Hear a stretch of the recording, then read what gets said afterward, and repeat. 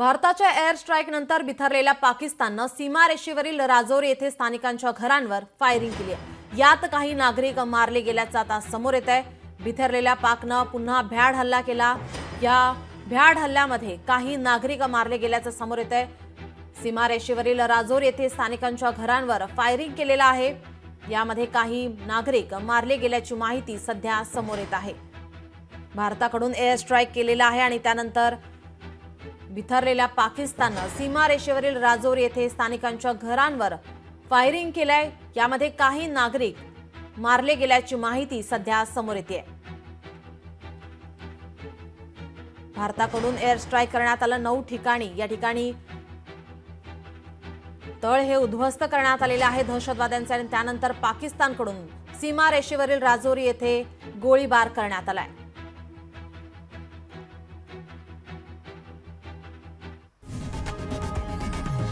लोकशाही मराठी ऐका, पहा, जागरूक रहा।